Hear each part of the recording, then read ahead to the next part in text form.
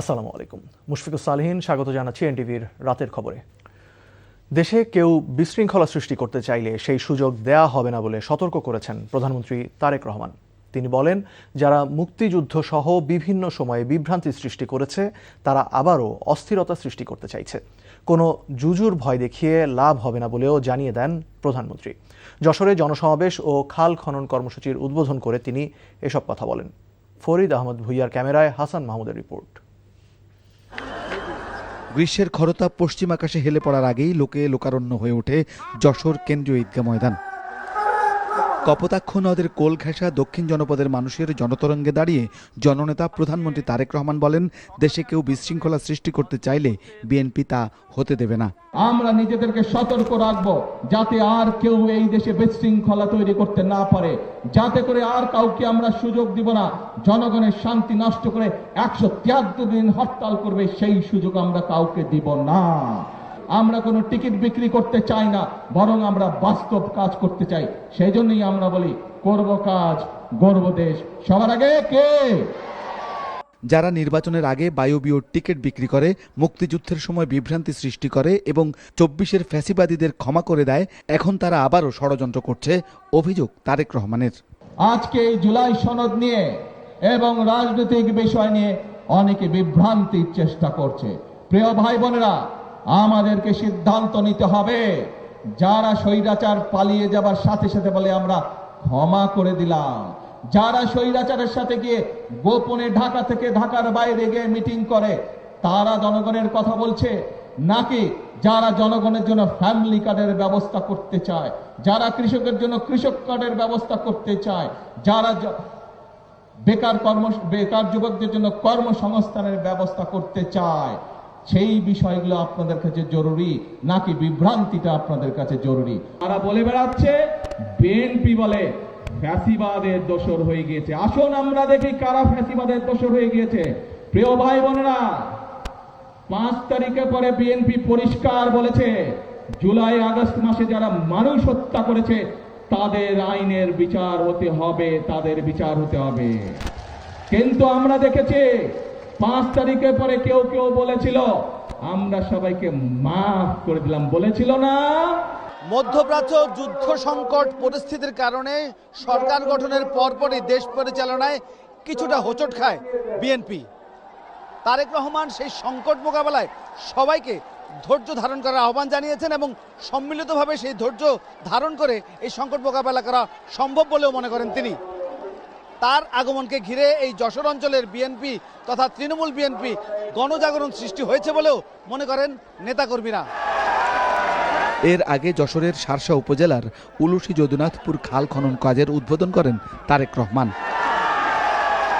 এ সময় সংক্ষিপ্ত সমাবেশে প্রধানমন্ত্রী বলেন, জনগণের ভাগ্য নিয়ে কেউ যেন ছিনিমিনি খেলতে না পারে। যারা গণভোটের রায়কে ভিন্ন খাতে প্রবাহিত করতে চায়, যারা জুলাই সনদের অর্থ ভিন্নভাবে তাদের নিজেদের রাজনৈতিক স্বার্থ হাসিলের জন্য উপস্থাপন করতে চায়, এরা বিশৃঙ্খলা সৃষ্টি করতে চায়, যাতে করে জনগণের কর্মসূচি ব্যাহত না হয়, সেই জন্য জনগণকে সতর্ক থাকতে হবে। এই দেশের মানুষ 1971 সালে যুদ্ধ করে, অস্ত্র হাতে যুদ্ধ করে এই দেশকে ছিনিয়ে নিয়ে এসেছিল, দেশের স্বাধীনতাকে ছিনিয়ে নিয়ে এসেছিল। এই দেশের মানুষ 90-এ স্বৈরাচারের পতন করেছে। এই দেশের মানুষ 2024 সালের 5ই আগস্ট ফ্যাসিবাদের পতন করেছে। কাজে এই দেশের মানুষ আবারও নিজের দেশকে গড়ে তুলতে প্রতিশ্রুতিবদ্ধ। 1976 সালে যে খাল খনন করেছিলেন শহীদ প্রেসিডেন্ট জিয়াউর রহমান, যে খাল জিয়া খাল নামে পরিচিত, সেই খাল পুনঃখনন করলেন পুত্র তারেক রহমান, হাঁটলেন পিতার পদাঙ্ক অনুসরণ করে। এই খাল খননের পরে এই অঞ্চলের মানুষ যেমন সুবিধা পাবে, তেমনি কৃষি এবং অর্থনীতি নির্ভর গ্রামীণ জনপদের উন্নতি হবে, এমনটাই মনে করছেন এখানকার মানুষ। এরপর যশোর মেডিকেল কলেজ হাসপাতালের নির্মাণ কাজের উদ্বোধন করে সুধী সমাবেশে স্বাস্থ্য খাতকে এগিয়ে নেওয়ার প্রত্যয় ব্যক্ত করেন তারেক রহমান। আমাদের সরকারের লক্ষ্যটা হচ্ছে যে মানুষকে অসুস্থ হওয়া থেকে দূরে রাখা, আমাদের লক্ষ্যটা হচ্ছে মানুষকে সচেতন করে গড়ে তোলা। যশোর ইনস্টিটিউট পাবলিক লাইব্রেরি পরিদর্শনও করেন প্রধানমন্ত্রী। রাতেই ঢাকায় ফেরেন তিনি। Hasan Mahmud, NTV news, Jessore. সংসদ মানেই কথার লড়াই, যুক্তি আর তর্কের খেলায় প্রতিপক্ষকে কুপোকাত করার কসরত। তবে হাউসে যদি প্রধান আকর্ষণ উপস্থিত না থাকেন তাহলে বক্তাদের আগ্রহে যে কতটা ভাটা পড়তে পারে তা আজ স্পষ্ট হলো জাতীয় সংসদে। চিফ হুইপ জানালেন প্রধানমন্ত্রী নেই, তাই কথা বলার লোকও খুঁজে পাওয়া যাচ্ছে না। এমন এক অদ্ভুত পরিস্থিতি আর মজার ঘটনায় কিছুটা হকচকিয়ে গেলেন স্বয়ং স্পিকার। বিস্তারিত জানাচ্ছেন নাহিদ প্রিন্স। মাত্র ৩ জন মন্ত্রী দেখতে পাচ্ছি। কার্যপ্রণালী বিধি অনুযায়ী সংসদ চালাচ্ছিলেন নিয়মের মানুষ স্পিকার হাফিজউদ্দিন আহমেদ বীর বিক্রম। মন্ত্রীদেরকে অনুরোধ করব, অন্যান্য কার্যসূচি শেষ করে রাষ্ট্রপতি ভাষণের ওপর আলোচনা শুরু হতেই বাধল বিপত্তি। অন্যদিন হাত তুলে স্পিকারের দৃষ্টি আকর্ষণের প্রতিযোগিতা দেখা গেলেও সোমবার খরা দেখা গেছে বক্তাদের আগ্রহে। নেত্রকোনা ৪ আসনের সংসদ সদস্য লুৎফর বাবরের নাম ঘোষণার পর তিনি সাফ জানালেন কথা বলতেই সাই নেই তার। এ নিয়ে স্পিকারের সাথে মৃদু বাহাস্য চলে বাবরের। মাননীয় স্পিকার, আমি তো আজকে বক্তৃতার জন্য সময় চাইনি। মাননীয় চিফ হুইপ, এই যে তালিকা দেন, প্রথমে ছাপানো, তারপরে হাতে লেখা, কিন্তু বক্তা তো পাওয়া যায় না। বক্তাদের দৈনিক তালিকা করার দায়িত্ব যাদের কাঁধে, সেই হুইপদের ওপরও কিছুটা দোষ চাপিয়ে দিলেন সাবেক দাপুটে স্বরাষ্ট্র প্রতিমন্ত্রী। মাননীয় স্পিকার, আমাদের মাননীয় সদস্যবৃন্দ সবাই আজকে যাদের তালিকা দিয়েছি তাদের সকলের সাথে কম বেশি কথা হয়েছে এবং আমার মাননীয় হুইপবৃন্দ সবার সাথে কথা বলেছেন। এই কথাটা সঠিক না। আমি মাননীয় হুইপ জনাব নুরুদ্দিন অপুর সাথে আমার এই ব্যাপারে কোনো কথাই হয়নি। পরিস্থিতি সামলাতে সংসদের কর্তা কৈফিয়ত তলব করলেন এমপিদের শৃঙ্খলার দায়িত্বে নিয়োজিত প্রধান হুইপের কাছে। অদ্ভুত এক জবাব শুনিয়ে সবাইকে হাসিতে মাতান চিফ হুইপ। কিন্তু একটা সমস্যা হচ্ছে কি মাননীয় স্পিকার, আজকে মাননীয় প্রধানমন্ত্রীও সংসদে উপস্থিত নেই। মাননীয় প্রধানমন্ত্রী সংসদের প্রাণ। অ্যাকচুয়ালি উনি থাকলে সবাই তার বক্তব্য শোনাতে চায়, এই জন্য আমরা অনেক বক্তব্য পাই। এদিন সংসদে নির্বাচনী প্রতিশ্রুতি অনুযায়ী যুব সমাজকে সুরক্ষিত রাখতে আগামী 30 এপ্রিলের পর থেকে অনলাইন জুয়া ও মাদকের বিরুদ্ধে সারা দেশে সমন্বিত অভিযান চালানোর ঘোষণা দেন স্বরাষ্ট্রমন্ত্রী সালাউদ্দিন আহমেদ। আমাদের নির্বাচনী ইশতেহার অনুযায়ী, জাতির কাছে প্রদত্ত প্রতিশ্রুতি অনুযায়ী এদেশে জুয়া, অনলাইন জুয়া এবং মাদকের বিরুদ্ধে জিরো টলারেন্স ঘোষণা করেছে। Nahid Prince, NTV news, Dhaka. এর আগে সকালে সংসদের এলডি হলে গণমাধ্যমের সঙ্গে মতবিনিময় সভায় জুলাই সনদ বাস্তবায়নে সংবিধান সংশোধন ছাড়া আর কোনো পথ নেই বলে মন্তব্য করেন চিফ হুইপ নুরুল ইসলাম মনি। তিনি বলেন, সনদের প্রতিটি ধারা বাস্তবায়নে বর্তমান সরকার অঙ্গীকারাবদ্ধ। এ সময় সংবাদ সংগ্রহে নানা সমস্যার কথা তুলে ধরেন গণমাধ্যম কর্মীরা। চিফ হুইপ এসব সমস্যা দ্রুত সমাধানের আশ্বাস দেন। প্রধানমন্ত্রী তারেক রহমান ভঙ্গুর অর্থনৈতিক অবস্থায় দেশের হাল ধরেছেন দাবি করে তিনি বলেন, দিনরাত পরিশ্রম করে প্রধানমন্ত্রী দেশকে এগিয়ে নিয়ে যাচ্ছেন। চিফ হুইপ বলেন, বিরোধী দলীয় নেতা অত্যন্ত চৌকস ব্যক্তি, তাই অযথা বিরোধিতা না করে তিনি সবসময় বোঝার চেষ্টা করেন। দীর্ঘ 16 বছর বন্ধ থাকার পর নতুন উদ্যমে ও ভিন্ন আঙ্গিকে আবারও যাত্রা শুরু করেছে সংবাদভিত্তিক টেলিভিশন চ্যানেল 1। 2006 সালের 24শে জানুয়ারি তথ্য বিনোদনের বিচিত্র সমাহার নিয়ে যাত্রা শুরু করে চ্যানেল 1। এর 4 বছরের মাথায় 2010 সালের 27শে এপ্রিল সন্ধ্যা 7টা সংবাদ শুরুর আগ মুহূর্তে চ্যানেলটির সম্প্রচার বন্ধ করে দেয় আওয়ামী ফ্যাসিবাদী সরকার। রাজধানীর গুলশানে চ্যানেল 1-এর নতুন যাত্রায় শুভেচ্ছা জানাতে আসেন বিএনপি মহাসচিব মির্জা ফখরুল ইসলাম আলমগীর, তথ্যমন্ত্রী জহিরুদ্দিন স্বপন সহ বিশিষ্টজনরা। পুনর্যাত্রায় চ্যানেল 1-এর জন্য শুভকামনা জানিয়ে এনটিভির চেয়ারম্যান আলহাজ মোসাদ্দেক আলী আশাবাদ জানান, বস্তুনিষ্ঠ সংবাদ প্রচারের মাধ্যমে জনগণের হৃদয়ে জায়গা করে নেবে চ্যানেলটি।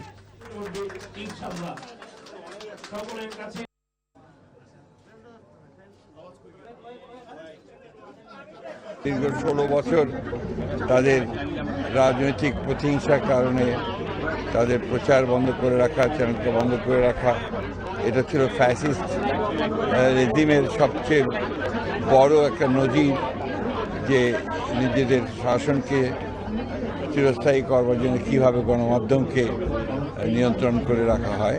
চ্যানেল 1 সঠিক জায়গায় ছিল বলে স্বৈরাচারী শেখ হাসিনার সরকার 16 বছর আগে বন্ধ করে দিয়েছেন অবৈধভাবে।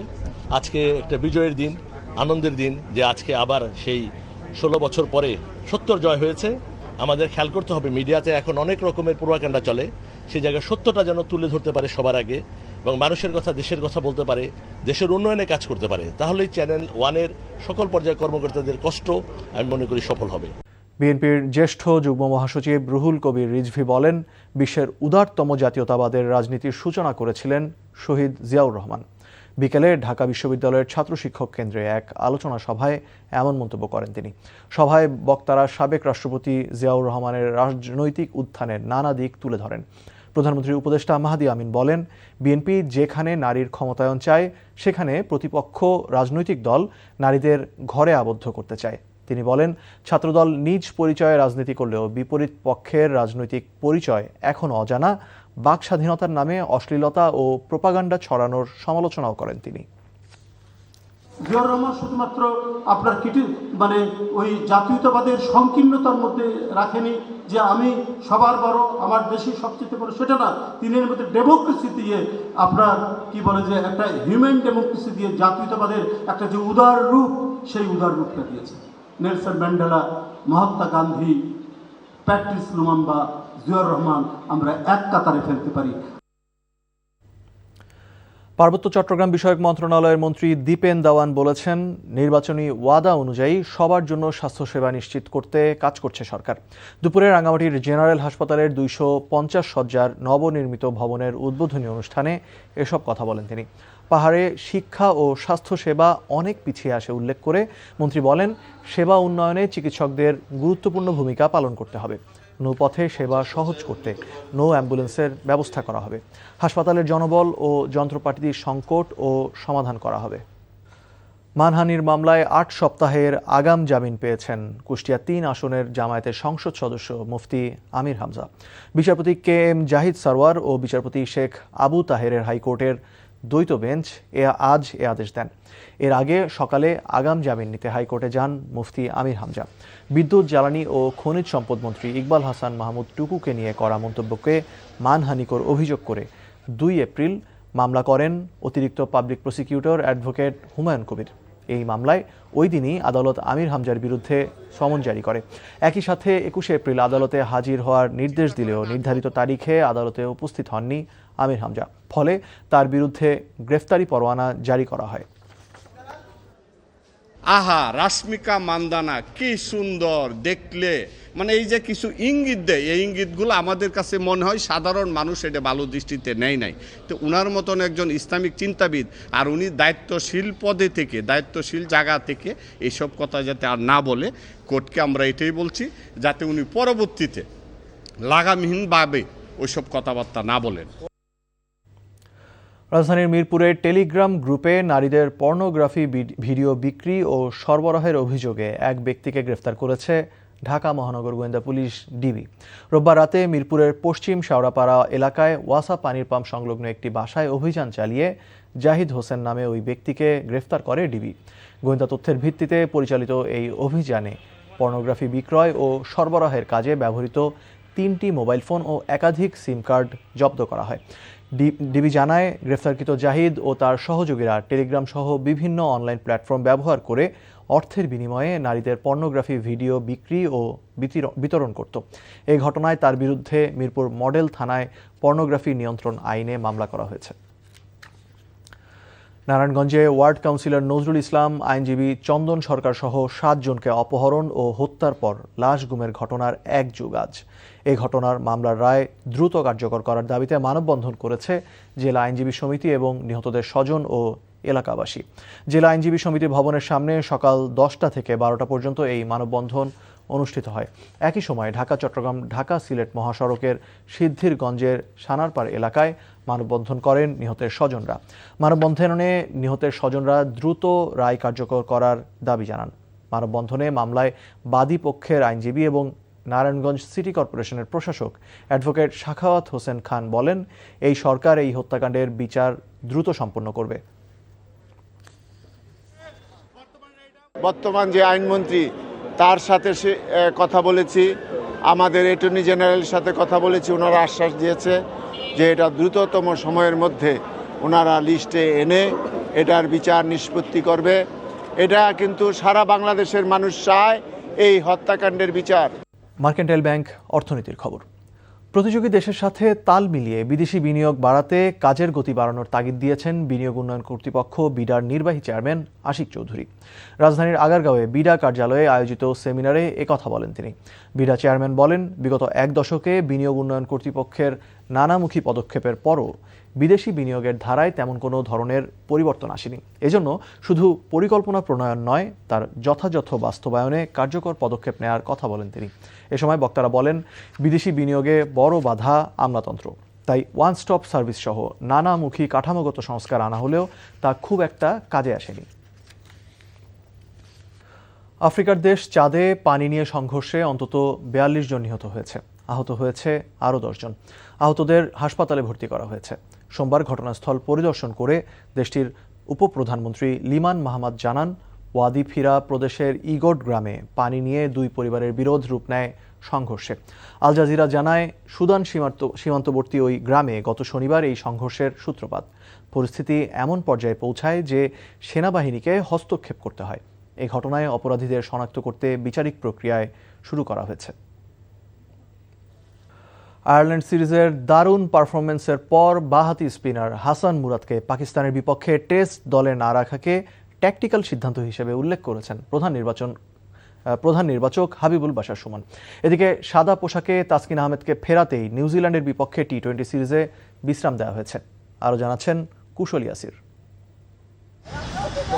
নিউজিল্যান্ড সিরিজ শেষ হতেই বিশ্ব টেস্ট চ্যাম্পিয়নশিপের 2 ম্যাচে বাংলাদেশের প্রতিপক্ষ পাকিস্তান। গত নভেম্বরে আয়ারল্যান্ডের বিপক্ষে 2 টেস্টে বাঁহাতি স্পিনার হাসান মুরাদ 12 উইকেট আদায় করেন। যদিও পাকিস্তানের বিপক্ষে তাকে রাখা হয়নি। মুরাদের বদলে কেন অফ স্পিনার নাইম হাসানকে জায়গা করে দেয়া হয়েছে সেই বিষয়টির ব্যাখ্যা দিয়েছেন প্রধান নির্বাচক। অ্যাবসলিউটলি ট্যাকটিক্যাল কারণ, পারফরমেন্সে কোনো ছিল না, because Hasan Murad bowled very well last সিরিজে। But looking at the Pakistan team, যেখানে আমরা দেখেছি ওইখানে লেফট হ্যান্ডি ব্যাটসম্যানদের আধিক্য একটু বেশি টপারের। সো উই থট দ্যাট যে হাসান মুরাদ থেকে Naim Hasan who is also in good form, সে কিন্তু যখন বাদ পড়েছিল ফর্মের কারণে বাদ পড়েনি, সে কিন্তু ট্যাকটিক্যাল ডিসিশনে টিমে আসেনি। So tactical decision definitely. সবশেষ 2024 সালের ডিসেম্বরে টেস্ট খেলা তাসকিন আহমেদকে সাদা পোশাকে ফেরানোর বিষয়টিও সামনে এনেছেন Habibul Bashar. Taskin fit, test match খেলার জন্য ফিট, সেটা আমাদের কাছে দেওয়া হয়েছে, বা লঙ্গার ফর্মে খেলেনি, বাট তাসকিন যখন খেলেছে I think he is at is best at this moment. Test match যখন খেলেছে খারাপ কিন্তু খেলেনি। আর যেহেতু ফিট আছে, আর আমরা তাসকিনকে নিয়ে যে পরিকল্পনা করেছি যে ওকে আসলে আমরা ঘুরিয়ে ফিরে আমরা খেলাবো, মানে ওর ওয়ার্কলোডটা ম্যানেজ করে টি-20 বলেন, ওডিআই বলেন, টেস্ট বলেন, ওইভাবে ম্যানেজ করে খেলাবো। এইভাবে ম্যানেজ করলে মনে আমরা খেলাতে পারবো। 8 মে ঢাকায় শুরু হবে পাকিস্তানের বিপক্ষে সিরিজের প্রথম টেস্ট। সিলেটে 16 মে থেকে মাঠে গড়াবে সিরিজের দ্বিতীয় ও শেষ টেস্ট। কুশল ইয়াসির, এনটিভি স্পোর্টস ডেস্ক। এই ছিল রাতের খবরে। এই খবরের ভিডিও সহ আপডেট জানতে ভিজিট করুন এনটিভি অনলাইন www.ntvpt.com। এছাড়াও এনটিভির জনপ্রিয় সব অনুষ্ঠান ও খবরের আপডেট জানতে ভিজিট করুন আমাদের ইউটিউব ও ভেরিফাইড ফেসবুক পেজ। রাতে 1টায় মধ্যরাতের খবর দেখার আমন্ত্রণ রইল। ধন্যবাদ সবাইকে।